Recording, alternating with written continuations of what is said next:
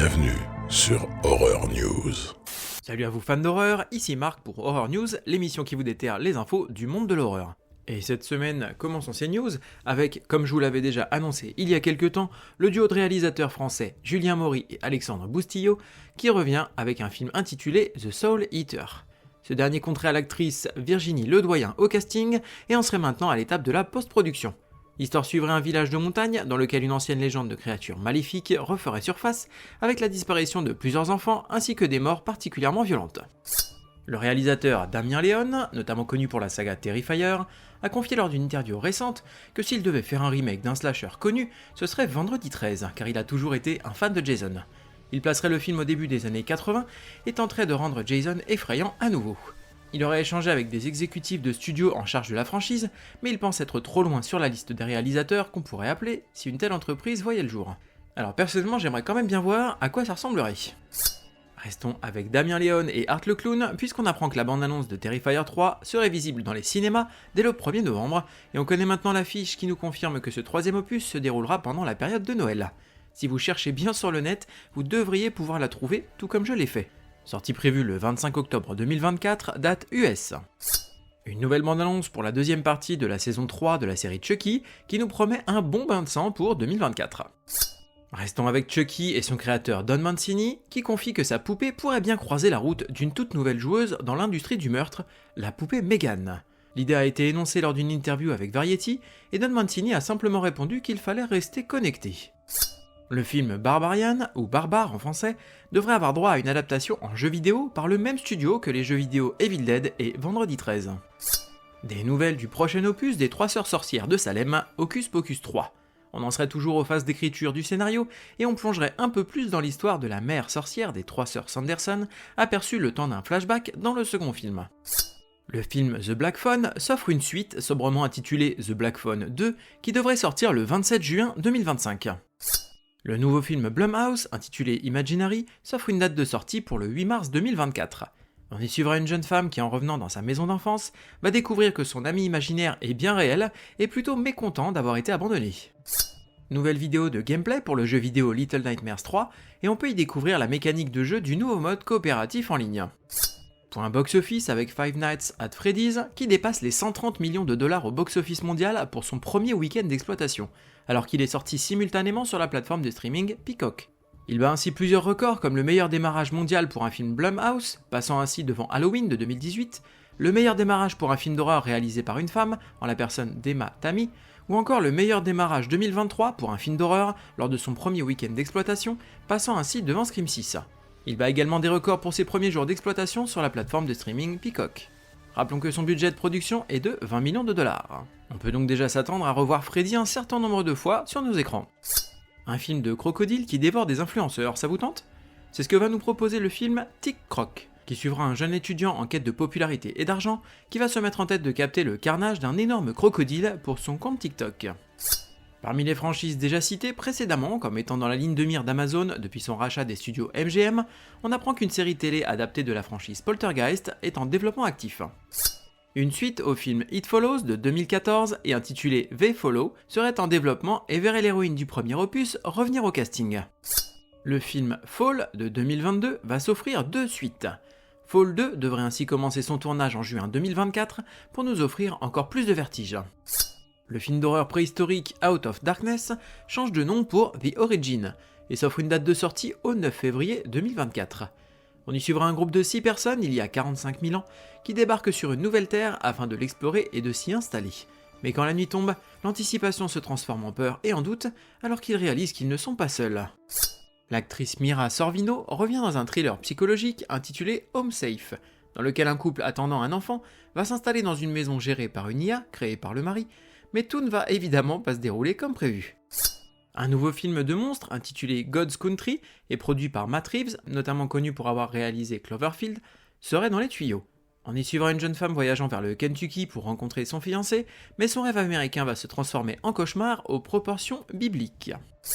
Après plusieurs reports de sortie au cinéma, le remake de l'adaptation de l'œuvre de Stephen King intitulé Salem's Lot pourrait finalement sortir sur la plateforme de streaming Max.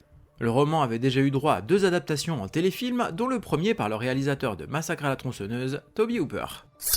La série animée Deliros et intitulée Fright Crew est à peine sortie sur Hulu et Peacock qu'elle est déjà renouvelée pour une seconde saison.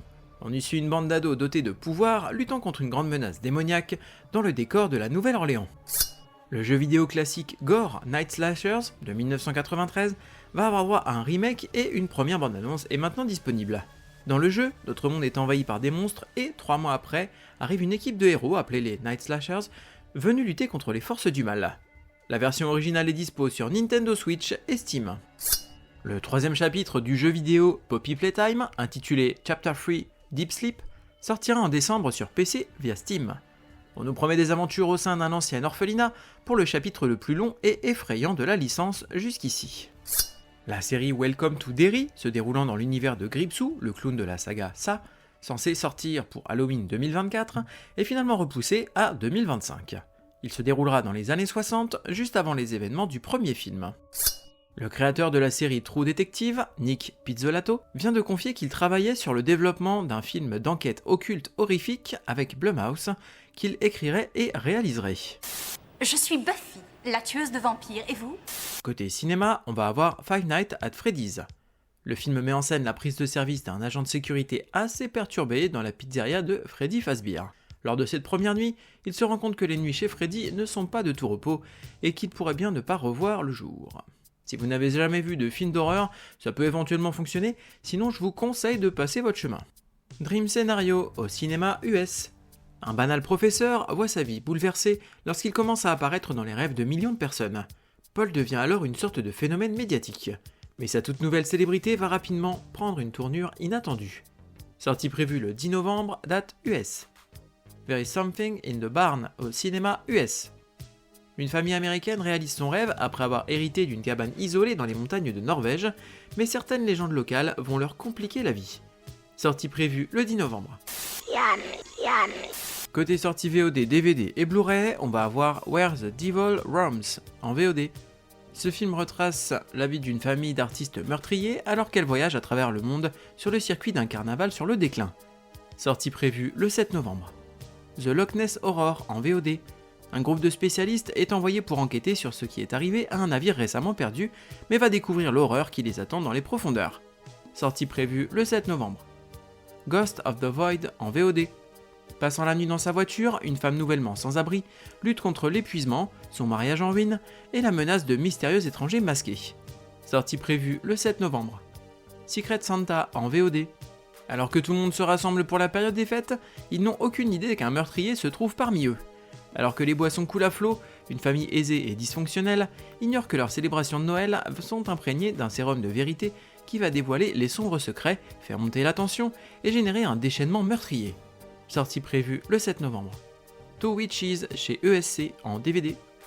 Masha attend d'hériter des pouvoirs de sa grand-mère, tandis que Sarah, enceinte, qui ne parvient pas à convaincre son petit ami et ses amis que des choses bizarres se produisent depuis qu'une femme étrange lui a jeté un mauvais œil dans un restaurant. Sortie prévue le 8 novembre. Fantôme en fête chez ESC en Blu-ray 4K. Le jeune directeur d'une chaîne de télévision, un carriériste effréné, est au sommet de sa gloire. Nul ne résiste à ses dictats et il terrorise tous ses collaborateurs. Quelques jours avant Noël, il décide d'adapter de façon provocante le fameux Chant de Noël de Dickens. C'est ce moment que choisit son ancien patron, mort depuis 7 ans, pour le hanter. Le spectre le somme de s'amender sous peine de finir en enfer. Pour cela, Frank recevra la visite de 3 esprits de Noël qui l'aideront à faire son choix. Sortie prévue le 8 novembre. Côté streaming, on va avoir I'm Not a Serial Killer sur Shudder. Dans une petite bourgade américaine, un lycéen perturbé décide de traquer le tueur en série qui sévit dans la région. Un homme qui pourrait bien être l'un de ses voisins au comportement étrange. Sortie prévue le 6 novembre. Mastema sur Shudder. Après la mort brutale d'un proche lors d'une séance d'hypnose qu'elle animait, Louise, jeune psychiatre, tente de se reconstruire en s'installant dans un petit village de l'Aubrac. L'arrivée d'un nouveau patient au comportement étrange va la plonger dans une spirale infernale.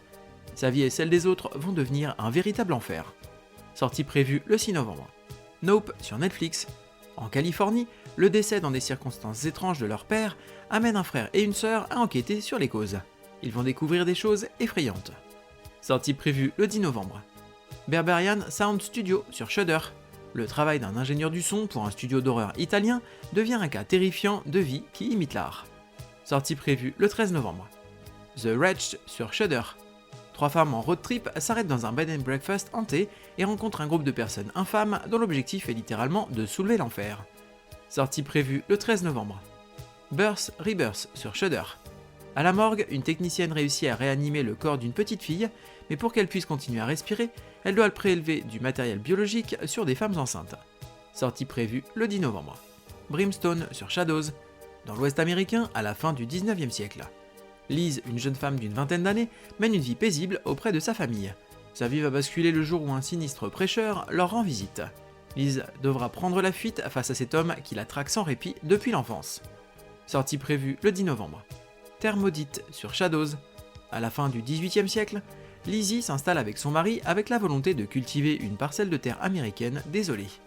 Son mari étant souvent absent à cause de son travail, Lizzie se retrouve seule dans leur maison perdue au milieu de nulle part. Elle semble sentir une présence maligne qui rôde dans la prairie alentour, mais son mari met ce ressentiment sur le compte de superstitions religieuses. Lorsqu'un couple de jeunes mariés s'installe à proximité pour réhabiliter une cabane délabrée, la paranoïa infectieuse de Lizzie devient plus prégnante et les forces du mal semblent se rapprocher. Sortie prévue le 10 novembre. Have you ever seen a vampire? Côté série, on va avoir Akuma-kun en série animée sur Netflix. L'ère des démons a commencé et le Dr Faust avait prévu cette ascension du mal. Malheureusement, il est au bord de la mort et n'est pas en mesure de lutter personnellement contre cette menace imminente. Faust confie alors à un jeune garçon la responsabilité de débarrasser la Terre de cette nouvelle présence maléfique. Faust découvre sur le front du garçon une marque de naissance qui le désigne comme un chasseur de démons. Il invoque des enfers une créature censée être le dernier espoir de l'humanité, un démon nommé Mephisto. Sortie prévue le 9 novembre. The Walking Dead d'Daryl Dixon sur Paramount+. Daryl Dixon se retrouve en France et peine à comprendre comment il est arrivé et pourquoi. Tout en cherchant un moyen de rentrer chez lui, il découvre un pays brisé mais résilient. Les rencontres parsemées au cours de son périple compliquent chaque jour un peu plus ses projets de départ. Sortie prévue le 10 novembre. The Curse sur Paramount+. Série comique qui explore la façon dont une prétendue malédiction perturbe la relation d'un couple nouvellement marié qui tente de concevoir un enfant tout en lançant leur nouvelle émission de rénovation de maison. Sortie prévue le 12 novembre. Demons to some, angels to others. Côté livre, on va avoir Là où les portes sont closes de Richard Ereb. Dehors, c'est le chaos, gamin. Tout est dévasté. Il ne reste plus rien à part ces saloperies de profanés qui bouffent tout et tout le monde. À 13 ans, Naiden ne connaît du monde que la maison où il demeure avec son père et son grand frère, et pour cause. Le monde extérieur est devenu un cauchemar depuis l'arrivée des profanés, ces créatures démoniaques que seuls les conjurateurs comme son père peuvent combattre. Alors que les ténèbres avancent peu à peu vers sa demeure, Naiden se prépare avec difficulté au rituel qui lui permettra de devenir conjurateur. Mais les profanés sont-ils la seule menace qu'il ait à redouter ? Le livre est déjà disponible sur les plateformes classiques. We Wish You a Bad Christmas de Myrtille Lalo. Marre des guimauves et du chocolat chaud ? Des romans sous la neige ? Envie de frissons pour Noël ? Myrtille a concocté spécialement pour vous ces nouvelles. Du Père Noël tueur au village fantôme, vos nuits seront cauchemardesques. Le sang, la torture et le suspense sont au rendez-vous. Prêt à entrer dans son univers sombre ? Le livre est déjà disponible sur les différentes plateformes. All Eight Eyes en comics chez Dark Horse Comics. Dans les recoins oubliés de la ville de New York post-11 septembre, des formes fuyantes dans l'obscurité s'attaquent aux personnes que la société laisse derrière elle. Un jeune homme marginal flotte dans la vie dans une brume alimentée par la drogue et la fête, jusqu'à ce qu'une nuit terrible l'entraîne dans une guerre secrète contre les horreurs géantes à 8 pattes qui chassent dans la ville. Sortie prévue le 8 novembre, et pour l'avoir lu, je vous le conseille. Gunslinger Spawn, tome 3 chez Delcourt. Nouvelles aventures de la version cow-boy de Spawn, toujours aussi nerveux de la gâchette. Sortie prévue le 8 novembre. Marvel Horror Lives Again, en comics chez Panini Comics. Un recueil d'histoires des personnages surnaturels de l'univers Marvel, dans lequel on croisera des Wendigo, des loups-garous, vampires et autres démons. Sortie prévue le 8 novembre. Providence Omnibus, en comics chez Panini Comics. Le légendaire auteur de comics Alan Moore s'approprie les concepts d'H.P. Lovecraft et les insère habilement au sein de l'histoire américaine. On y suit le voyage de Robert Blake dans l'Amérique du début du XXe siècle, où des créatures surnaturelles s'invitent dans le quotidien des humains. Sortie prévue le 8 novembre. Count Crowley, tome 3, en comics kiosque. Un loup-garou mort aurait permis à Jerry Bartman de se sentir victorieux il y a quelques jours à peine. Mais cette bête décédée était son ami, et notre chasseur de monstres bien-aimé est choqué et déprimé. Le retour de son prédécesseur n'apporte aucune consolation, et maintenant, il y a un macabre voleur d'enfants en liberté. Sortie prévue le 8 novembre. Les contes interdits, le roi grenouille de Patrice Cazot. Une jeune toxicomane choisit de vivre à fond malgré l'horreur issue de son passé. Une grande sœur poussée à bout par un père monstrueux comme elle irréparable, mais le lourd secret apporté menace de consumer sa famille. Un philosophe excentrique obsédé par la mort, prêt à tout pour percer le mystère des deux sœurs et mener à terme son expérience. Et dans l'ombre, un prince charmant perd patience. Il veut obtenir ce qu'on lui a promis il y a 10 ans. Sortie prévue le 9 novembre. Batman Spawn et Batman Spawn 94 en comics chez Urban Comics. Deux héros, maudits par de sombres tragédies, voient leur chemin se croiser à nouveau, mais pas par choix. Quel sinistre ennemi est à l'œuvre, opposant le Chevalier Noir au Hellspawn ? Des ombres de Gotham City à New York, cet événement épique est la super production que vous attendiez depuis plus de 20 ans.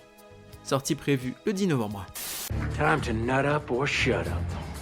Côté jeux vidéo, on va avoir Banishers Ghost of New Eden sur PlayStation, PC et Xbox. Incarnez deux personnages mémorables dans un action RPG au scénario poignant où vos décisions ont des conséquences dramatiques.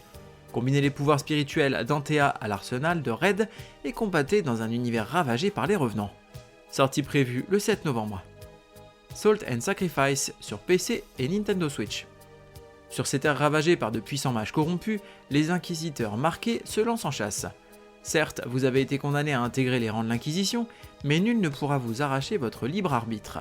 Sortie prévue le 7 novembre. Où avez-vous caché ce bébé? Mais quel morceau? Terminons cet épisode avec une double recommandation, et on va commencer avec les Mignonstres. Chez nous, on crochette comme des grands-mères, mais avec des viscères.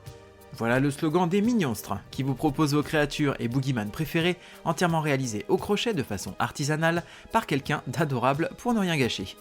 Allez jeter un œil à son travail sur Instagram, les.mignonstres, et adoptez un de ces petits pensionnaires. Et la deuxième recommandation, ce sera le Vidéoclub de l'horreur numéro 2 par Pulse Édition. Rembobinez le temps avec le Vidéoclub de l'horreur, la plus terrifiante et nostalgique des collections est de retour. Pulse vous propose de redécouvrir 3 nouvelles petites perles de l'horreur des années 80 comme vous ne les avez jamais vues. En Blu-ray, avec nouveau master restauré en version uncut, doublage français d'époque, version originale sous-titrée et supplément. Au menu du Psycho Killer avec Cauchemar à Daytona Beach de 81, du slasher pur jus avec Fatal Games de 84 et du fantastique sanglant avec The Lamp de 87. La campagne de crowdfunding sur la plateforme KissKissBankBank est en cours. Merci à vous d'avoir suivi cette émission, je vous invite à me suivre sur les différents réseaux sociaux, que ce soit Facebook ou Instagram, ou même YouTube d'ailleurs, où je suis présent maintenant.